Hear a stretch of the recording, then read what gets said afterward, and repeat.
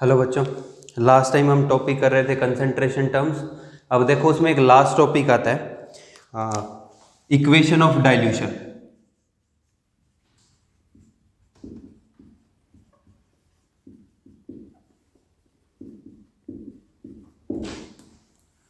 देखो डाइल्यूशन का मतलब है decreasing concentration, decrease in concentration by adding solvent. जब आप कंसंट्रेशन के अंदर डिक्रीज करते हो सॉल्वेंट को ऐड करके, तो ये जो टर्म होती है या ये जो प्रोसेस है, इस प्रोसेस को हम क्या कहते हैं? डाइल्यूशन। अब देखो इसमें जो डाइल्यूशन की इक्वेशन हम दो यूज करते हैं वो है N1V1 is equal to N2V2 या M1V1 is equal to M2V2। ये मोलैरिटी की है और ये नॉर्मेलिटी की है।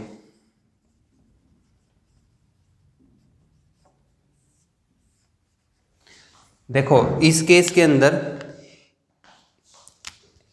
जो ये मान लो हमारे पास फाइनल नॉर्मेलिटी है,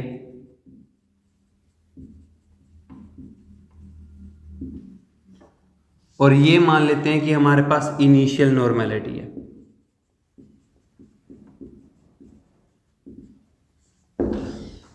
ये हमारे पास फाइनल नॉर्मेलिटी का फाइनल वॉल्यूम आएगा।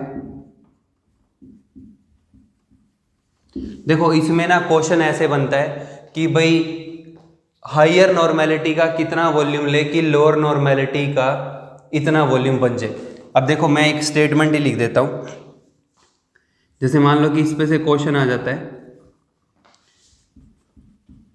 How much amount of 0.1 normal HCl is required to make 100 ml of 0.01 normal. देखो स्टेटमेंट क्या है कि 0.1 नॉर्मल का हम कितना वॉल्यूम लें कि 100 ml बन जाए कि इसका 0.01 नॉर्मल का। तो देखो अब ये हमारे पास क्या आ रही है? Final normality. भाई ये टर्म जो है ये इंडिकेट कर रही है हमारे को फाइनल नॉर्मेलिटी, ये टर्म इंडिकेट कर रही है हमारे को फाइनल वॉल्यूम। अब ये टर्म क्या है? Initial normality.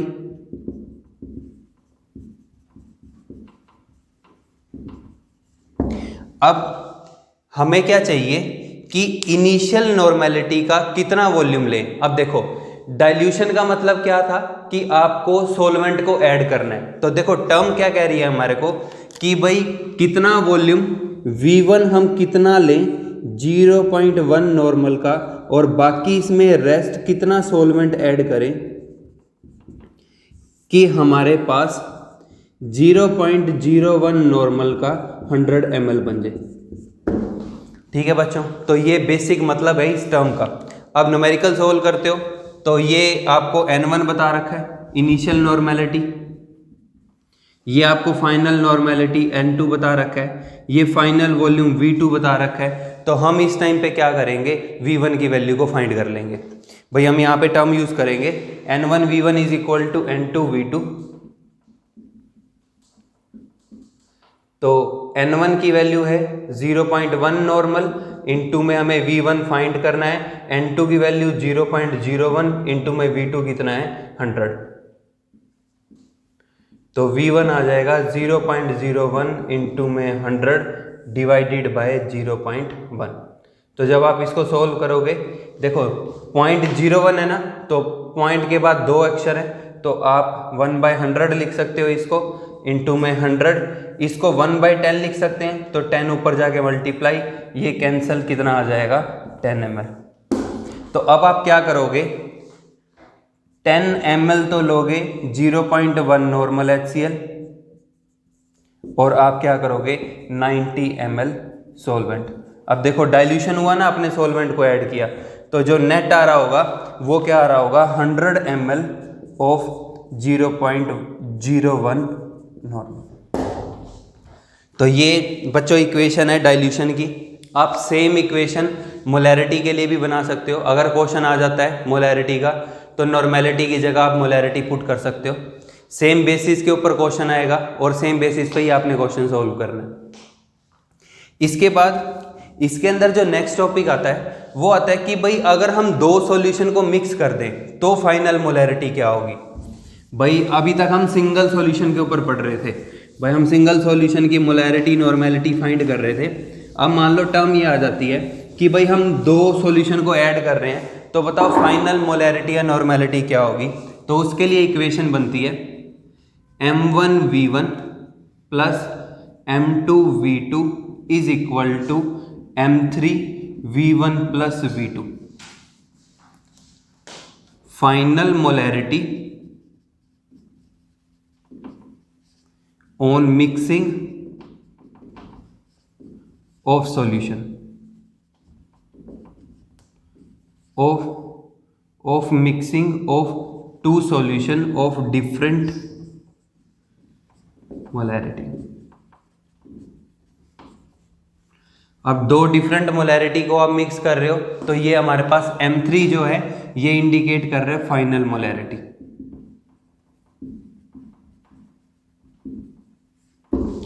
अब आप सेम बेसिस के ऊपर नॉर्मेलिटी की इक्वेशन भी लिख सकते हो, N1V1 plus N2V2 is equal to N3V1 plus V2। तो बच्चों ये दो इक्वेशन बनती हैं डाइल्यूशन की।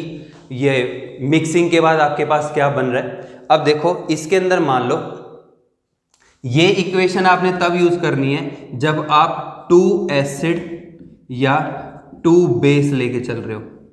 भाई जब हमारे पास 2 एसिड होंगे या 2 बेस होंगे तो हम इक्वेशन ये यूज करेंगे, आइदर 2 एसिड और आइदर 2 बेस सेम होने चाहिए। ऐसे ही यहां पे भी आइदर 2 एसिड और 2 बेस, या तो 2 एसिड हो या क्या हो 2 बेस हो। अब देखो मान लो कि हमारे पास क्वेश्चन ये आ जाता है कि भाई आप 0.1 नॉर्मल H2SO4 का 100 ml मिक्स कर रहे हो और 0.1 नॉर्मल HCl का 100 ml मिक्स कर रहे हो, तो वो आपको ये कह रहा है भाई हम इन दोनों को मिक्स कर रहे हैं, तो वो कह रहा है बताओ final normality and final molarity क्या होगी। भाई हम क्या कर रहे हैं, 2 एसिड्स को ऐड कर रहे हैं। तो देखो ये 2 एसिड है, तो जब हम 2 एसिड को ऐड कर रहे हैं तो वो कह रहा है बताओ फाइनल नॉर्मेलिटी और फाइनल मोलैरिटी क्या होगी। अगर कभी भी एक एसिड और एक बेस का क्वेश्चन आ जाए, तो देखो एसिड और बेस के अंदर क्या होती है, न्यूट्रलाइजेशन। एसिड और बेस के अंदर होती है न्यूट्रलाइजेशन, तो वहां पे इक्वेशन में माइनस साइन आएगा, M1V1 minus M2V2 is equal to M3V1 plus V2। ऐसे ही N1V1 minus N2V2 is equal to N3V1 plus V2। तो अगर एक एसिड एक बेस है तो आप ये इक्वेशन यूज करोगे, अगर 2 एसिड है या 2 बेस हैं तो ये 2 इक्वेशंस यूज होंगी। अब हमारे पास नेक्स्ट टास्क क्या है, हमने इस न्यूमेरिकल को सोल्व करना है। तो देखो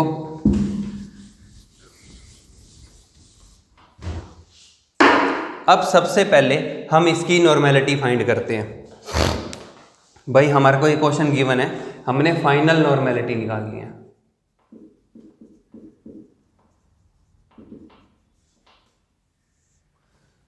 अब 0.1 नॉर्मल H2SO4 100 ml, तो इसको मान लेते हैं N1, इसको मान लेते हैं V1।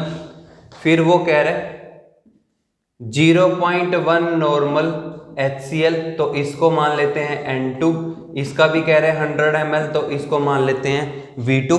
अब इसके बाद अगर हम इन दोनों को मिक्स कर रहे हैं तो 0.1 इक्वेशन, दोनों एसिड हैं तो प्लस की, N1V1 plus N2V2 is equal to N3V1 plus V2।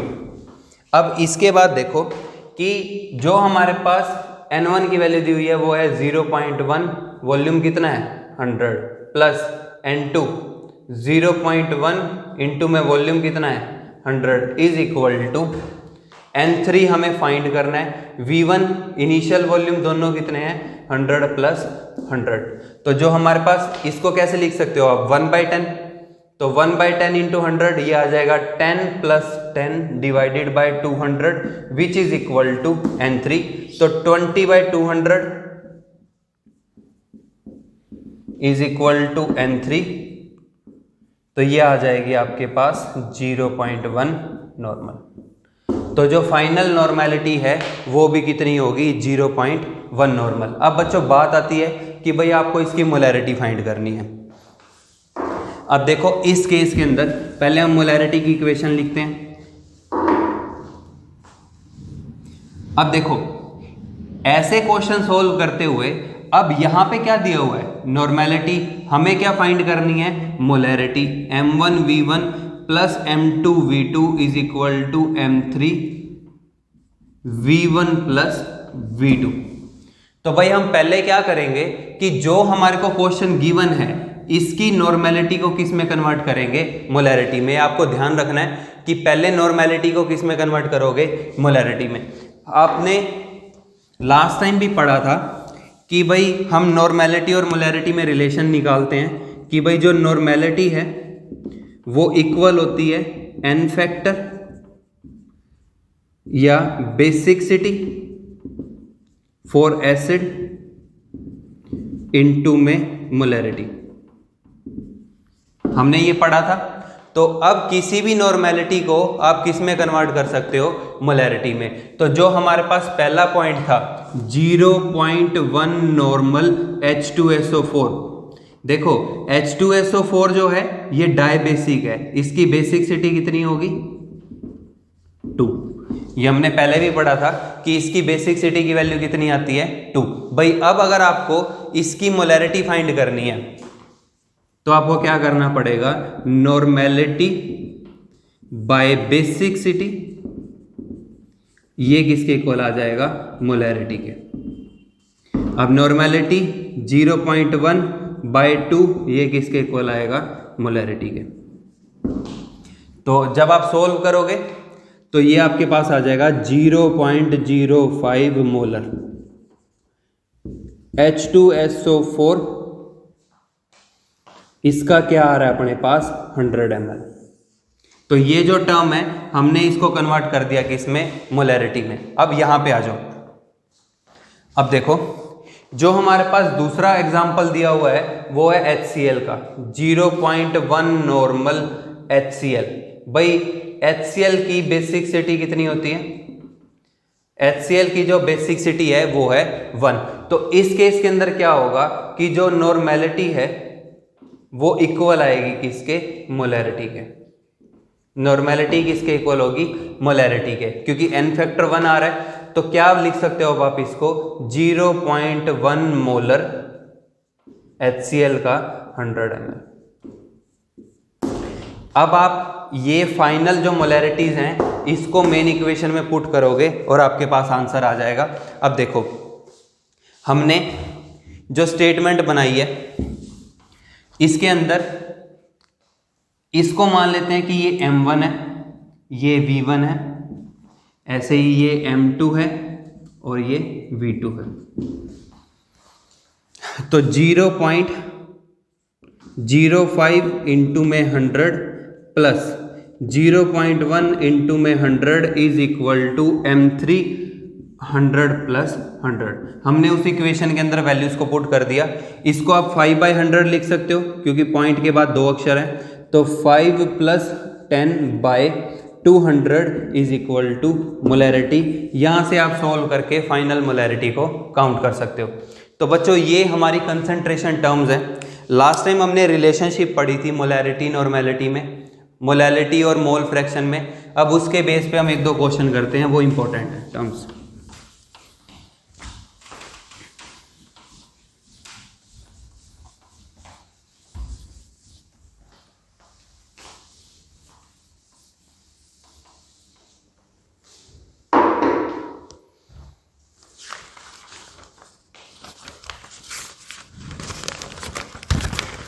अब देखो स्टेटमेंट में वो हमारे को ये कह रहा है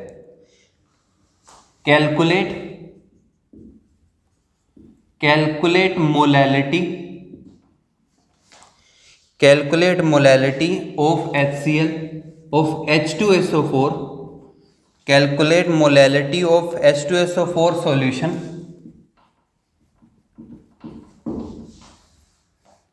if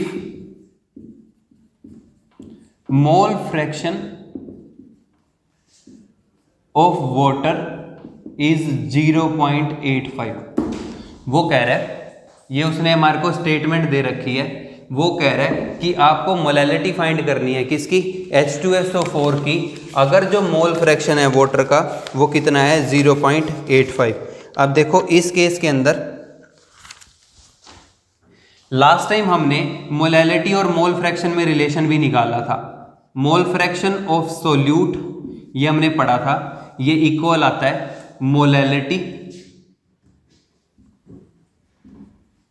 small m upon molality plus 1000 divided by m1 which is equal to molar mass of solvent. ये लास्ट टाइम हमने डिराइव भी किया था। अब देखो इस केस के अंदर ये हमारे पास फॉर्मूला है, आप इससे डायरेक्ट रिलेशनशिप निकाल सकते हो इसमें। अब देखो मोल फ्रैक्शन वाटर का कितना बता रखा है उसने 0.85। अब मिक्सचर 2 का है तो H2SO4 mole fraction of H2SO4 plus mole fraction of water जो है ये कितना आना चाहिए 1। अब उसने मोल फ्रैक्शन किसका बता रखा है आपको, वाटर का 0.85 गिवन है ये, तो मोल फ्रैक्शन ऑफ आप H2SO4 निकाल सकते हो। ये वैल्यू कितनी आ रही होगी 1 minus 0.85 which is equal to 0.15। तो यहां से क्या होगा कि आपके पास मोल फ्रैक्शन ऑफ सोल्यूट आ जाएगा, वो वैल्यू आप यहां पे रख सकते हो। इसके बाद तो क्वेश्चन आप मोलैलिटी इजीली काउंट कर सकते हो। तो देखो अब मोल फ्रैक्शन कितना आ रहा है 0.15 is equal to molality upon molality plus 1000 divided by, देखो उसने सोलवेंट क्या बता रखा है हमारे को, वाटर है, और इसका मोलर मास कितना होता है 18। अब जब आप इसको सोल्व करते हो तो ये कितना आ रही होगी वैल्यू 55.55। आप सोल्व करके देख लेना, ये जो वैल्यू है ये 55.55 आती है। तो अब इस केस के अंदर इस टर्म को हम यहाँ ला के मल्टीप्लाई कर सकते हैं, या एक बार लिख लो मोलैलिटी अपॉन मोलैलिटी प्लस 55.55, ये हमारे पास आ रहा है 0.15 के इक्वल। तो भाई आप ये टर्म को यहाँ ला के मल्टीप्लाई कर सकते हो, 0.15 इंटू में small m plus 55.55 is equal to molality. आप अंदर मल्टीप्लाई करोगे तो ये हमारे पास आ जाएगा 0.15 molality plus 55.55 into 0.15 is equal to molality. ये टर्म इधर जाके माइनस हो जाएगी, तो 55.55 इंटू 0.15 इज इक्वल टू, ये इधर जाके माइनस होके 0.85 इंटू मोलैलिटी बचेगा। तो भाई जब हम मोलैलिटी काउंट कर रहे हैं तो ये टर्म आप नीचे ले जाओगे तो आपके पास आ जाएगा 55.55 into 0.15 divided by 0.85 is equal to molality. 2 point के बाद से 2 पॉइंट ये कैंसिल, तो ये बच रहा होगा हमारे पास 55.55 इंटू में 15 divided by 85 which is equal to molality. 3 point something आ रहा होगा, आप कैलकुलेशन कर सकते हो और आपके पास मोलैलिटी की वैल्यू आ जाएगी। तो बच्चों अगर कोई क्वेश्चन मिलता है तो आप रिलेशनशिप निकाल सकते हो उनके बीच में इस तरीके से। अब इसके बाद अगर कोई भी और क्वेश्चन मिलता है आपको रिलेशन का तो आप सोल्व कर सकते हो इससे। बाकी जो नेक्स्ट टॉपिक है वो हम नेक्स्ट लेक्चर में करेंगे। Thank you.